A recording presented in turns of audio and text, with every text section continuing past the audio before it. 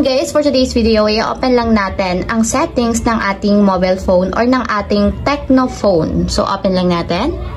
So, ang Tecno ID nga pala guys is katulad din siya ng ibang ID na nilalagay sa mga mobile devices, pero meron tayong naka-login na account, and sa tulong ng mga IDs natin sa mga mobile phone, mabilis mararecognize yung account natin and yung information once na nawala or need yung mag-backup ng details if magpapalit kayo ng bagong phone or meron kayong nawalang phone.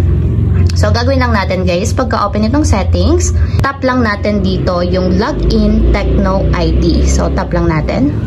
So, ayan guys, kung wala pa tayong account sa Tecno ID, ang gagawin nyo lang is dapat meron kayong email address. So, pwedeng Yahoo address or Gmail address. So, lagay nyo lang yung email address ninyo dito.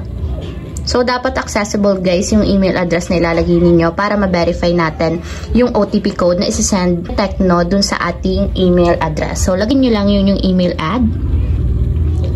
And then, pagkalagay ng inyong email address, tap nyo naman yung resend para may mag-send na OTP code dun sa nilagay nating email address. So, check nyo guys yung inyong email.